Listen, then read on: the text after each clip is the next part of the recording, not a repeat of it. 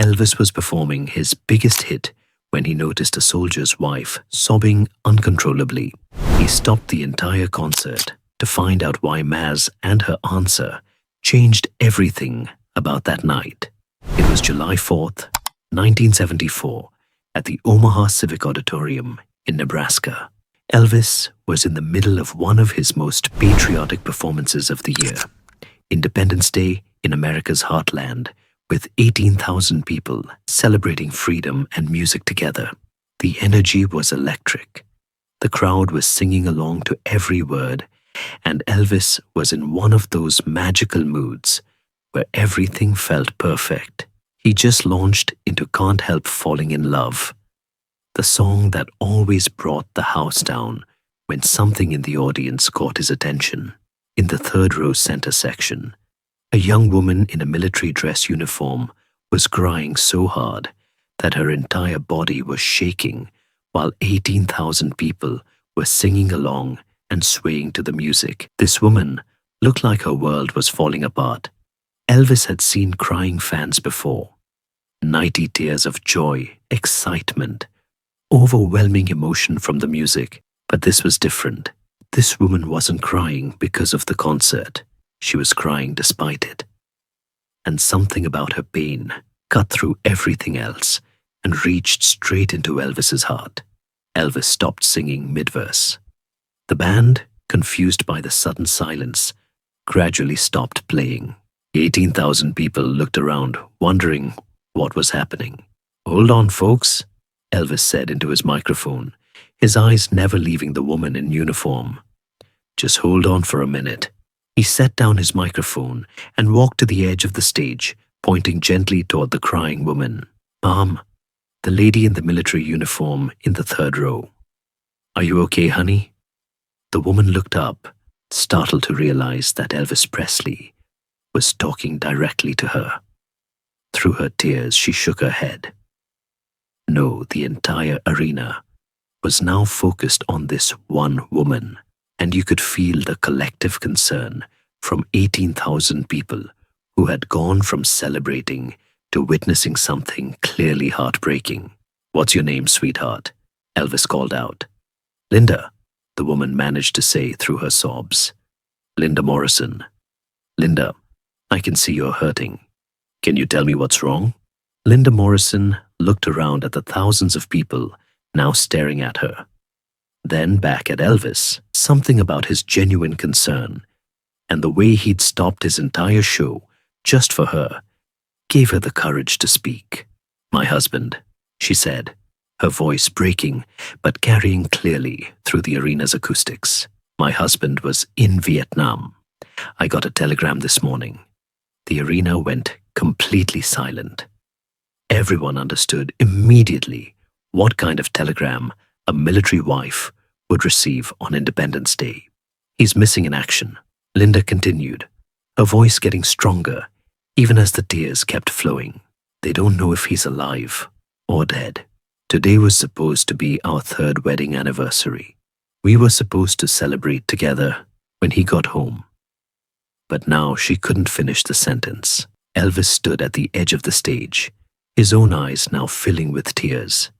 The weight of what this woman was carrying, celebrating Independence Day, while not knowing if her husband was alive, attending a concert alone on what should have been her anniversary, hit him and everyone else in that arena like a physical blow. "Linda," Elvis said, his voice gentle but carrying clearly through the arena, "I want you to come up here with me." "What?" Linda looked shocked. "I want you to come up on stage right now." Security guards immediately moved to help Linda make her way to the stage. As she walked through the crowd, people reached out to touch her arm, to offer words of comfort, to show support. By the time she reached the stage, Linda wasn't just one woman grieving alone. She was surrounded by the love of 18,000 strangers who understood her pain.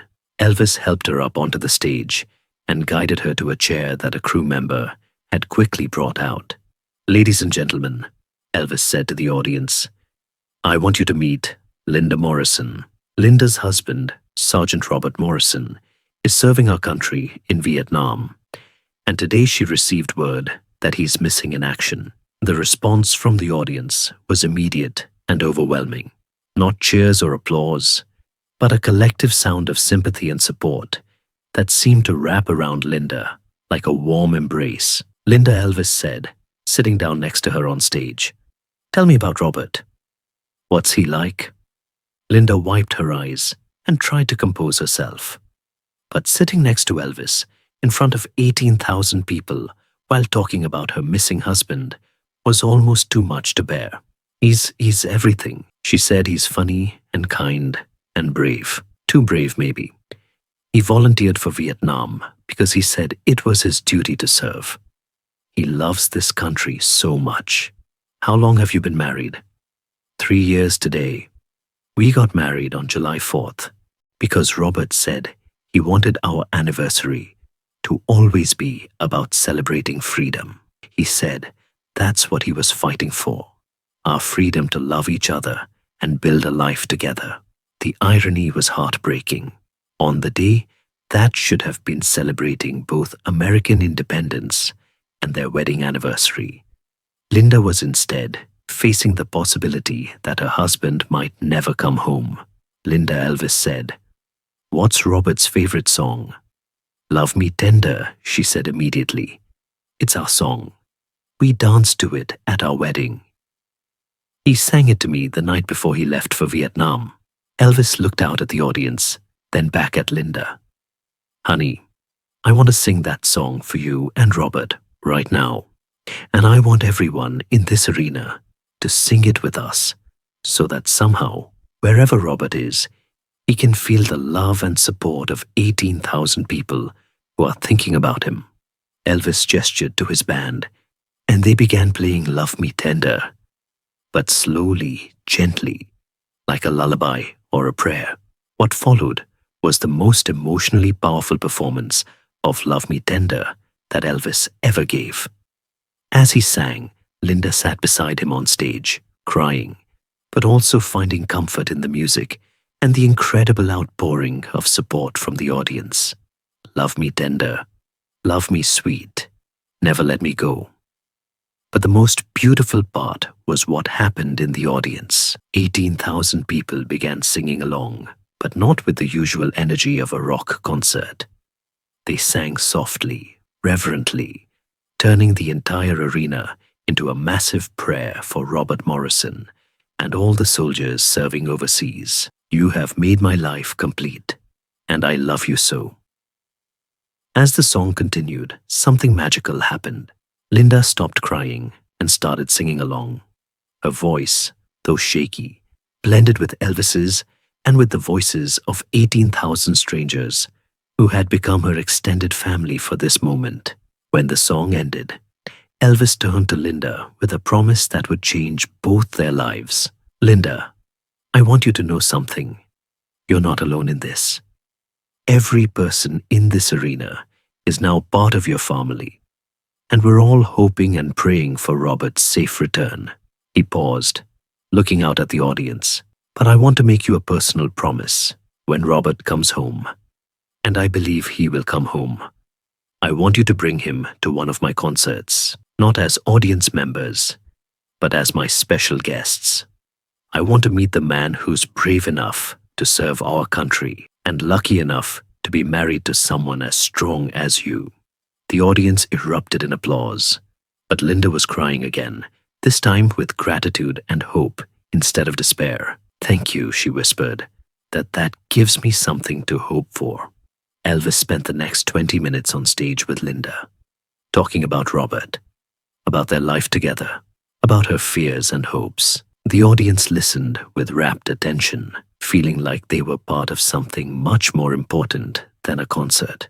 Linda told stories about Robert's sense of humor, his dreams of becoming a teacher when he got home, his love for Elvis's music. She showed Elvis and the audience Robert's picture from her wallet.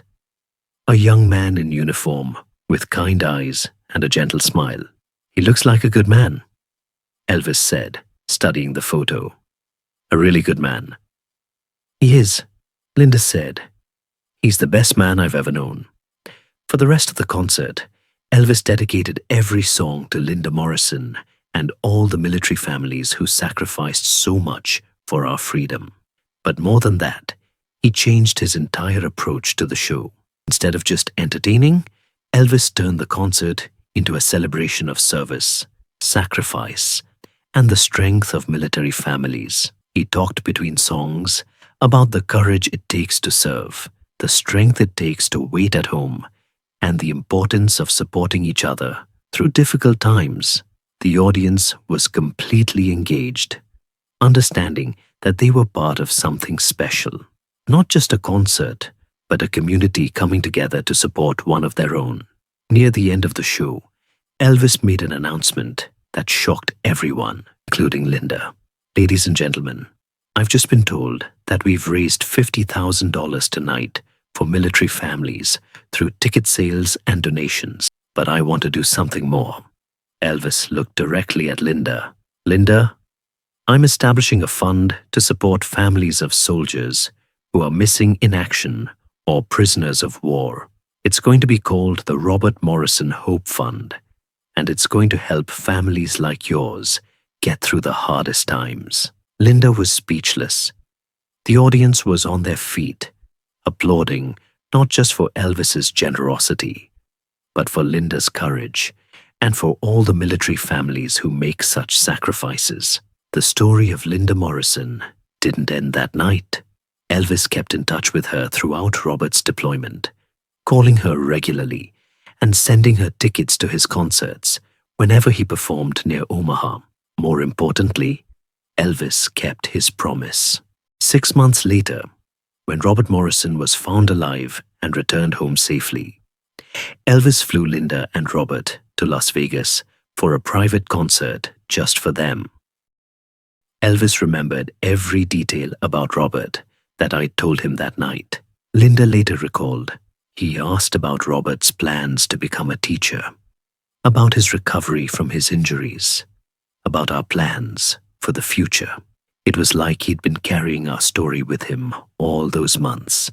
The Robert Morrison Hope Fund that Elvis established that night went on to help hundreds of military families over the years. But more than the financial support, the fund represented something else. The idea that entertainers and celebrities have a responsibility to use their platform to support those who serve. The story of Elvis stopping his concert for Linda Morrison inspired other performers to pay attention to military families in their audiences, to acknowledge their sacrifice, and to find ways to give back to those who serve. Linda Morrison became a tireless advocate for military families, working with the fund that bore her husband's name to provide support, counseling, and hope to families facing similar situations. Elvis taught me that night that you don't have to go through difficult times alone, Linda said in interviews years later. He showed me that strangers can become family, that music can heal hearts, and that hope is always worth holding on to. The story of Elvis and Linda Morrison reminds us that sometimes the most important thing we can do is simply stop what we're doing and pay attention to someone who's hurting. It also shows us the power of community, how 18,000 strangers can come together to support one person in their darkest moment, and how that support can provide the strength needed to keep going. Today, the story of Linda Morrison is told at military family support groups and veteran organizations as an example of how civilian communities can support military families during deployments and crisis. But beyond its specific relevance to military families, the story represents something universal. The idea that we all have the power to stop our own concerts when we see someone in need, to offer comfort and support, and to remind each other that no one has to face life's hardest moments alone. On July 4th, 1974, Elvis Presley was supposed to entertain 18,000 people with his music. Instead, he taught all of them about compassion service and the true meaning of Independence Day. Linda Morrison came to that concert as a grieving military wife, facing the worst day of her life. She left as part of a family of 18,000 people who would never forget her courage and her husband's service.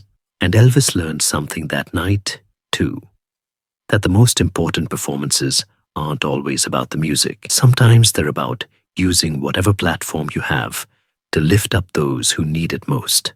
That's the real patriotism that Elvis demonstrated that Independence Day.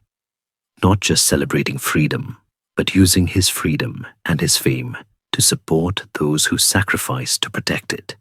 If this incredible story of compassion and community support moved you, Elvis sat at that piano on June 26, 1977, looking more vulnerable than anyone had ever seen him. He was about to sing his last song, and somehow, deep down, he knew it. The Market Square Arena in Indianapolis was packed with 18,000 screaming fans, but something felt different that night. The energy wasn't the same. Elvis looked exhausted, almost fragile, as he made his way across the stage in his white jumpsuit that seemed to hang looser than usual. What nobody in that audience knew was that they were about to witness one of the most heartbreaking moments in music history. Elvis Presley's final performance, ending with a song that would haunt everyone who heard it. Backstage before the show, Elvis's band members were worried. Charlie Hodgege, his longtime friend and guitarist, later said Elvis seemed like he was saying goodbye to everyone. He hugged each of us longer than usual, Charlie remembered. He looked us in the eyes and said, "Thank you for everything, boys. Thank you for the music." We thought he was just being sentimental.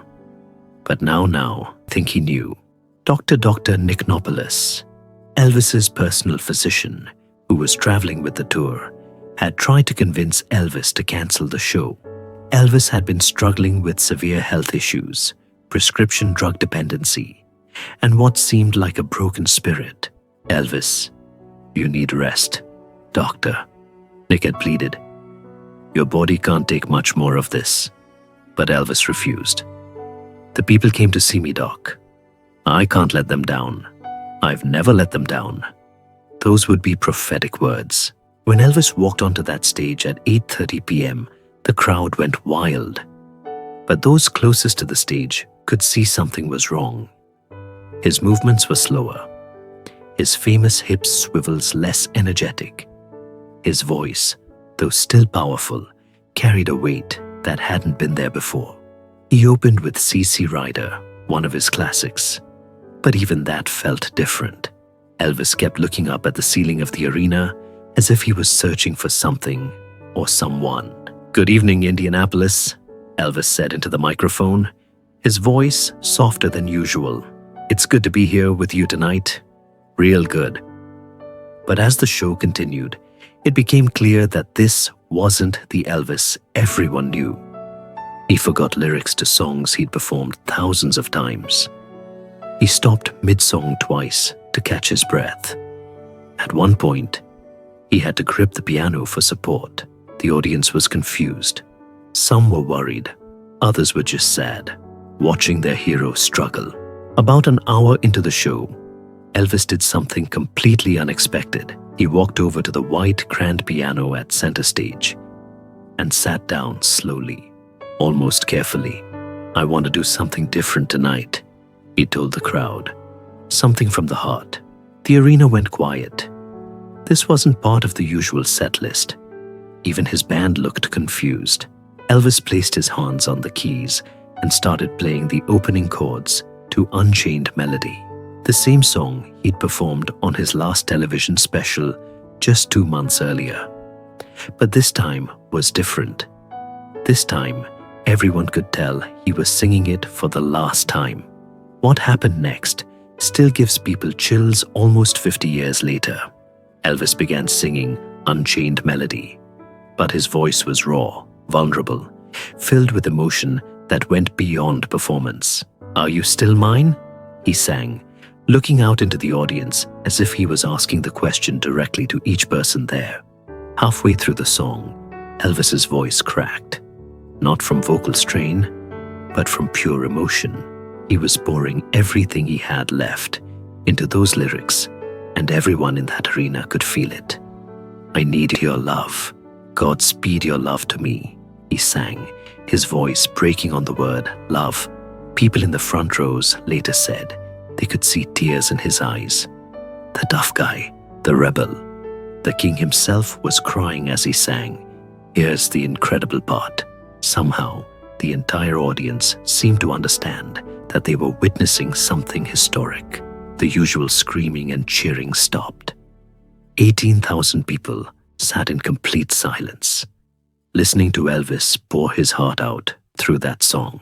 Linda Thompson, who had dated Elvis for years, was watching from backstage. She later said, "I knew in that moment that Elvis was saying goodbye, not just to the audience, but to everything, to the music, to the fame, to life itself." When Elvis reached the climactic moment of the song, "Are You Still Mine?" his voice soared higher than it had all night.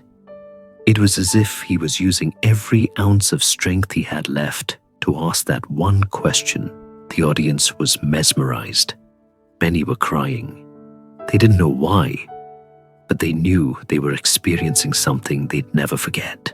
When the song ended, Elvis sat at the piano for a long moment, his head down, hands resting on the keys. The arena was completely silent. You could hear a pin drop. Then slowly, Elvis stood up. He walked to the front of the stage and looked out at the crowd. For what felt like forever, he just stood there, taking it all in. "Thank you," he said finally, his voice barely above a whisper. "Thank you for everything. You've been the best audience a man could ask for." Then he did something he'd never done before at the end of a concert. Instead of his usual dramatic exit, Elvis walked slowly to each side of the stage, blowing kisses and placing his hand over his heart. It was like he was trying to memorize every face, every moment. What makes this story even more incredible is what happened immediately after the concert. Several people who were there that night had the same strange feeling that they'd just witnessed Elvis's farewell. Mary Patterson, who was sitting in the third row, told reporters years later, "When Elvis finished that song, I turned to my husband and said, 'Something's wrong.' That felt like goodbye. I had chills all over my body." Jake Morrison, a music journalist who covered the concert, wrote in his review the next day, "Last night in Indianapolis, Elvis Presley gave a performance unlike any I've ever seen. It felt less like a concert and more like a confession. If I didn't know better, I'd say it was his farewell. He was more right than he knew." Here's where the story gets even more incredible. Unbeknownst to Elvis or anyone else, a fan named Robert Johnson had smuggled a small recording device into the arena that night. He captured the entire performance, including that haunting version of Unchained Melody. For 30 years, Robert kept that recording private. He said it felt too personal, too intimate to share. But in 2007, on the 30th anniversary of Elvis's death, he finally released it. When people heard that recording, Elvis's actual final performance, the reaction was overwhelming. Music critics called it the most emotionally devastating performance in rock history. Fans said it gave them closure they didn't know they needed. You can hear everything in that recording. The exhaustion in Elvis's voice, the emotion, the finality. The question that haunts everyone who knows this story is, did Elvis somehow know this would be his last performance? His bodyguard, Red West, thinks he did. Elvis had been talking about death a lot in those final months. Red revealed years later, he'd say things like, "When I'm gone, I want people to remember the music, not the mess." I think he knew his time was running out. Priscilla Presley, who wasn't at the concert, but spoke to Elvis by phone the next day, said he sounded peaceful in a way she hadn't heard in years. He told me, "Scylla, I gave everything I had last night. Everything. I asked him what he meant, but he just said, "You'll understand someday." Looking back at the songs Elvis chose for that final concert, it's almost like he was telling his life story. He sang, "My way, it's now or never," and "Can't Help Falling in Love."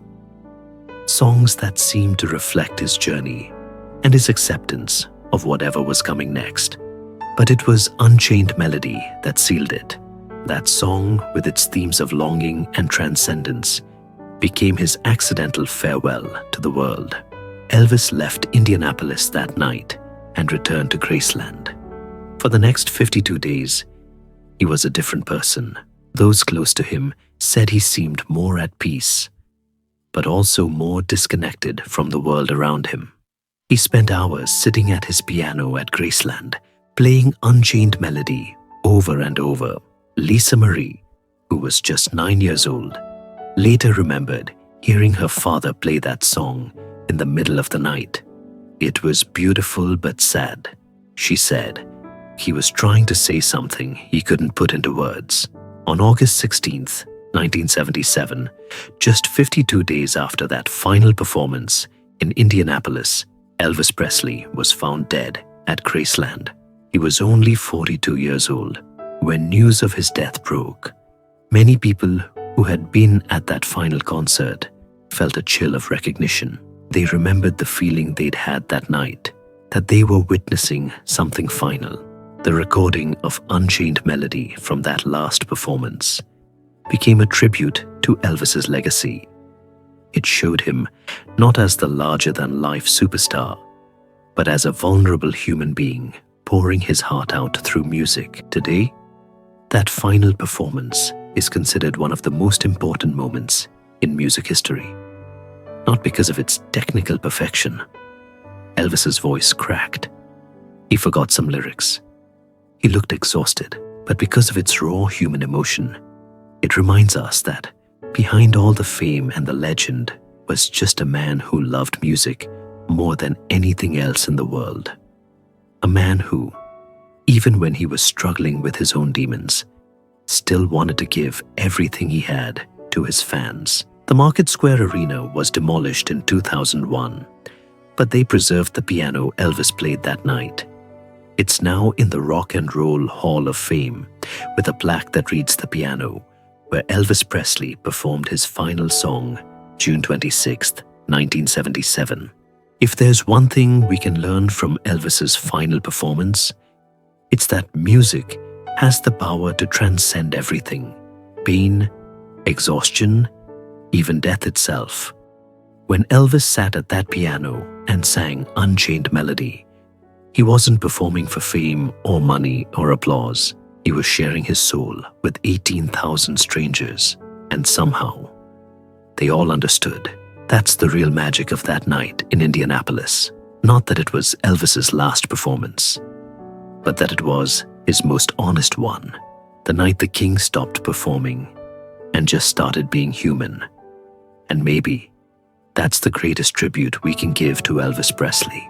Not remembering him as the perfect superstar, but as the flawed, beautiful human being who gave us everything he had right up until the very end.